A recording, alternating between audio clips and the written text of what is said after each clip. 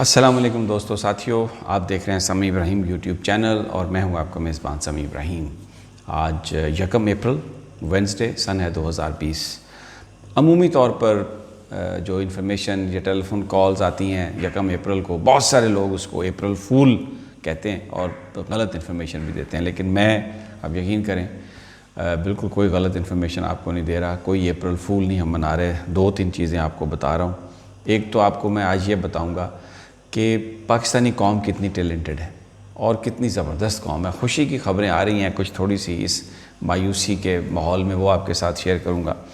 ایک تو یہ کہ جو 5 منٹ میں کرونا کی بیماری کو ٹیسٹ کرنے والی ڈیوائس بن گئی ہے، اور وہ ڈیوائس کس نے بنائی ہے آپ حیران ہوں گے۔ وہ ایک پاکستانی نوجوان نے بنائی ہے جو امریکہ میں بک رہی ہے، اور وہ اس نوجوان کا تعلق کہاں سے ہے؟ اس نوجوان کا تعلق سندھ سے ہے، اس کا تعلق لاڑکانہ سے ہے۔ لاڑکانہ ضلع لاڑکانہ کا ایک چھوٹی سی جگہ باڑ، وہاں سے اس کا تعلق ہے، اور اس کی تعلیم بھی کراچی میں، شیخ جمیل اس کا نام ہے، لیکن وہ سین ڈیگو میں ہے۔ وہاں پر اس نے ڈائگنوسس کے لیے جو ایک کٹ بنائی ہے کرونا کے لیے، 5 منٹ میں آپ کو پتہ چل جاتا ہے آپ کو کرونا ہے یا نہیں۔ اور سین ڈیگو کی وہ جو کمپنی ہے وہ 50,000 کٹس آج پرووائڈ کر رہی ہے۔ ایبٹ، آپ نے نام تو سنا ہوگا، ایبٹ لیبارٹریز، بہت بڑی امریکہ کی یہ فارماسوٹیکل ہے اور بڑی ریلائبل فارماسوٹیکل ہے۔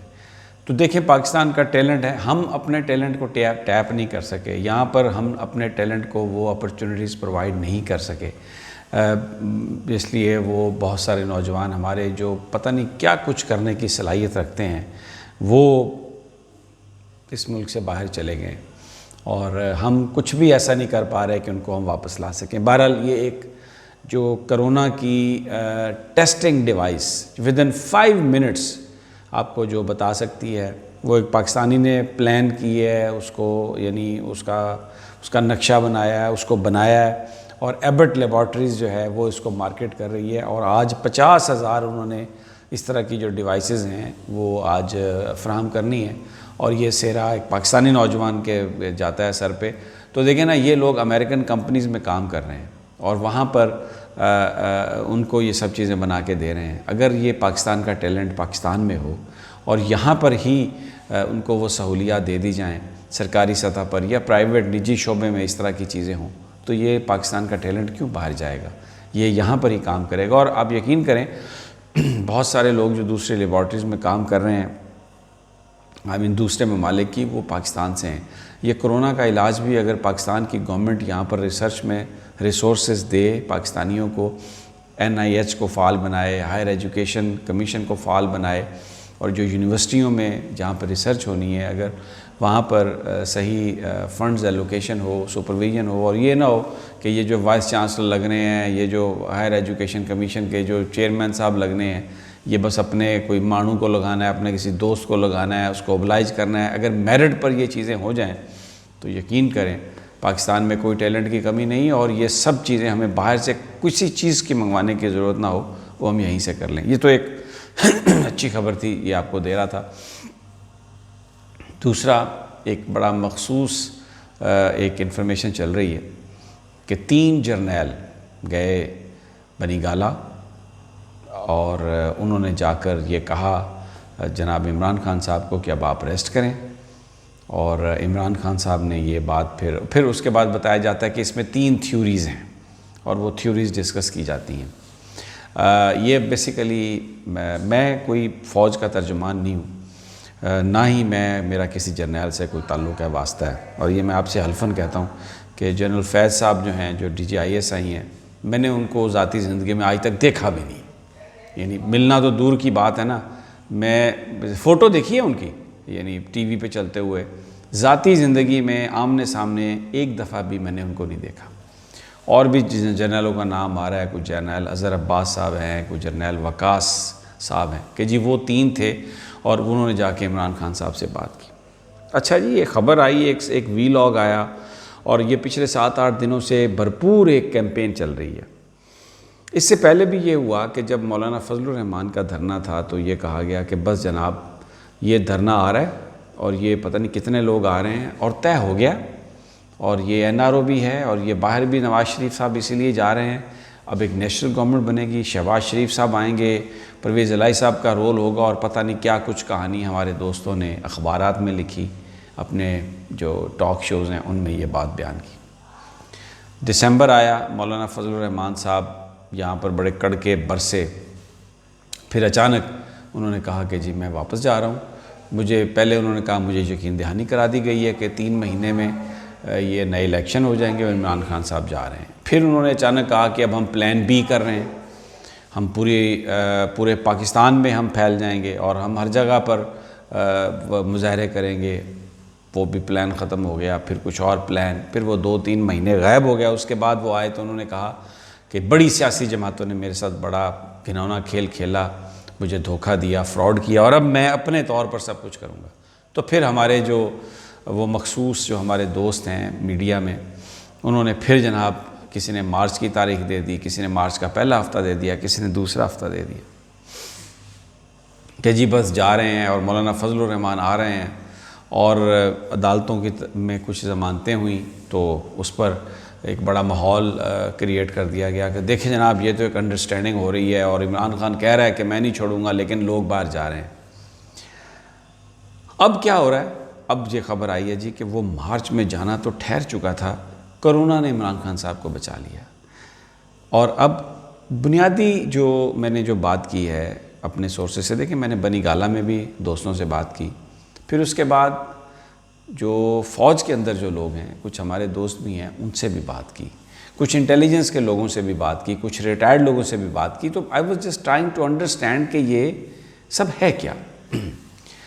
تو پتہ یہ چلا کہ یہ جو معاملہ ہے پاکستان کے اندر سول اور ملٹری قیادت, یہ ابھی بہت عرصے کے بعد ایک پیج پہ ہے.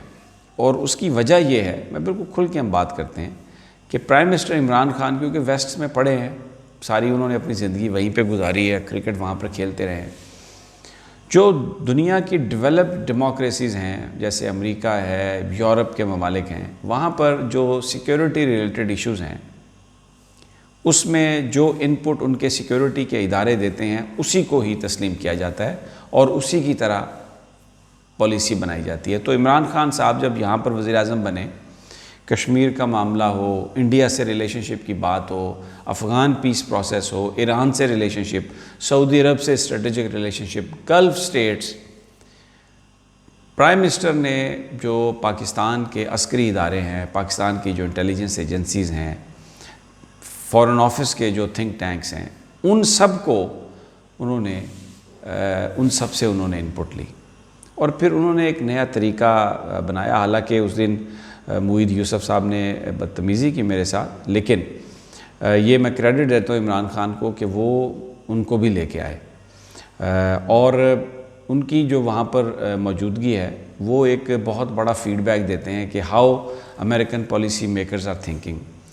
کیونکہ وہ خود امریکہ میں بہت عرصہ رہے ہیں, بہت عرصہ ان تھنک ٹینکس کے ساتھ بھی وہ منسلک رہے ہیں.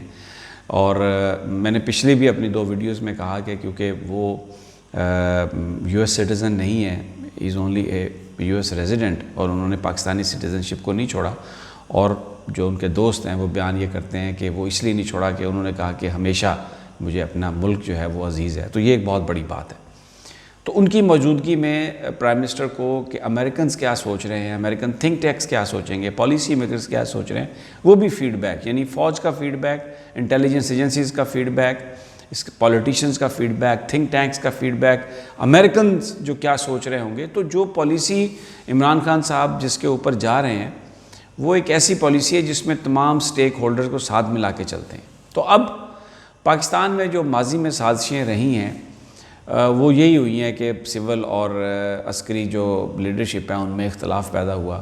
اور اس کی ایک وجہ یہ تھی کہ دیکھیں نواز شریف صاحب ہر جرنیل سے لڑے ہیں, ان کے اندر ایک چیز ہے, ان کو somehow the other لوگ کنونس کر لیتے ہیں اور شاید یہ کہتے ہیں کہ بس آپ, کیونکہ ان کے کاروباری بڑے وہ ہیں آبجیکٹیوز ہیں, وہ انڈیا کے ساتھ گھلنا ملنا چاہتے ہیں, وہ ان کے نزدیک کشمیر کی اب کوئی حیثیت نہیں ہے, کیونکہ وہ کہہ چکے ہیں کہ وہ ادھر بھی آلو گوشت کھاتے ہیں, ادھر بھی کدو گوشت کھاتے ہیں, اور وہ بیچ میں ایک لائن آ گئی اور وہ نہیں ہونی چاہیے تھی, اور وہ رب کہتے ہیں, ہم خدا کہتے ہیں, اس طرح کی باتیں وہ کرتے ہیں. اور ذاتی جو کاروبار ہے وہ، اور اس میں پھر بہت سارے میڈیا کے لوگ بھی ہیں، مثلا میر شکیل الرحمان. دیکھیں اب میں ان کے خلاف یہ بات نہیں کر رہا، ان کے بھائی کا انتقال ہوا ہے، اللہ میر جاوید صاحب کو جنت نصیب کرے اور اس خاندان کو یہ صدمہ جھیلنے کی ہمت توفیق دے. ان کی ایک پالیسی ہے، شکیل صاحب کا ایک اپنا ویژن ہے. میں یہ نہیں کہتا کہ وہ یہ کہ غداری کی بنا پر ہے، ان کا یہ ویژن ہے کہ یہ خطہ ایک ہی ہونا چاہیے، اور وہ سمجھتے ہیں کہ اس میں ان کے بزنس کے انٹرسٹ ہیں، وہ فلم انڈسٹری میں جانا چاہتے ہیں، ہالی ووڈ میں ان کا اپنا چینل ہے. تو وہ ایک یعنی نواز شریف صاحب ہوئے، شکیل صاحب ہوئے، اور اس طرح کے بہت سارے پولیٹیشین بھی ہیں، بزنس مین ہیں، جو سمجھتے ہیں کہ یہ بارڈر ختم ہو اور انڈیا کے ساتھ وہ ہونا چاہیے. اب اس میں پاکستان کی جو سیکیورٹی ادارے ہیں وہ شاید نہیں بلکہ یقیناً وہ یہ پالیسیز نہیں چاہتے.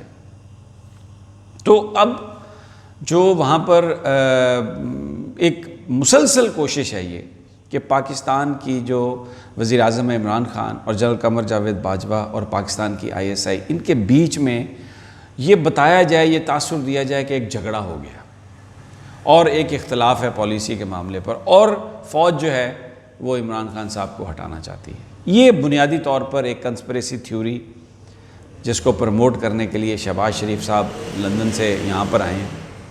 اور اب آپ دیکھیں یہ جو لوگ ویڈیو لاگز کر رہے ہیں اس حوالے سے، جو کالم لکھے جا رہے ہیں، جو یہ باتیں ہو رہی ہیں، اب یہ کہا جا رہا ہے کہ آپ دیکھیں کہ سنہرے حروف سے لکھا جائے گا میر شکیل الرحمان کا نام اس لیے، اور پھر وہ کہتے ہیں کہ جی بس انہوں نے وہ آزادی صحافت کے لیے وہ گئے ہیں. اب یہ 54 کنال زمین جو ہے اگر اس کے بارے میں پوچھ لیا جائے تو یہ آزادی صحافت پر حملہ ہے. اور میں یہ اس بات پر حیران ہوں اپنے ان دوستوں سے جو یہ کہہ رہے ہیں کہ جی ٹرول کیا جا رہا ہے صحافیوں کو. یعنی صحافی، کالم نگار، اینکر جو مرضی کہے اس کو تو حق ہے، اگر اس کے اوپر کوئی بندہ بات کرے تو اس کو کوئی اظہار کی آزادی نہیں ہے. یہ کس قسم کی باتیں کر رہے ہیں پیارے دوستو؟ اتنے بڑے بڑے صحافی اور وہ کیا یہ باتیں کر رہے ہیں کہ ہم FIA کے پاس جائیں گے، ہم کورٹ میں جائیں گے. آپ نان پروفیشنل ہیں جو یہ باتیں کرتے ہیں. میں کہتا ہوں آپ کو جرنلزم کی اور آزادی صحافت کی ABC بھی نہیں پتہ. اگر صحافی کو، کالم نگار کو، اینکر کو یہ اختیار ہے کہ وہ جس طرح کے چاہے الزامات لگا سکے، تو کسی عام پاکستانی کو، کسی پروفیسر کو، کسی سیاستدان کو اس بات کا اختیار ہے کہ وہ کسی صحافی کے بارے میں جو چاہے کہہ سکے.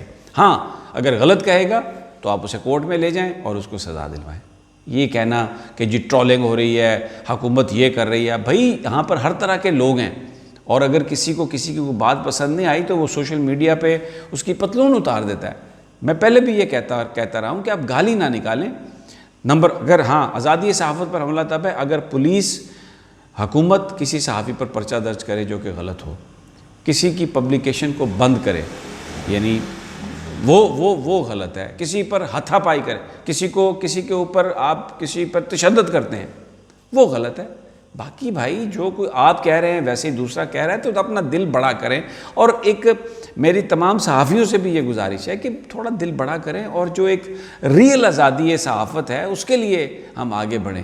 اگر آپ کسی کے بارے میں بات کرتے ہیں اس کو برداشت کرنا چاہیے، اور جو آپ کے بارے میں بات ہوتی ہے آپ بھی اسے برداشت کریں. یہ تو اس میں کوئی ایسی بات نہیں ہے. بہرحال دوستو، اگلی ویڈیو تک اجازت دیجیے. اللہ نگہبان.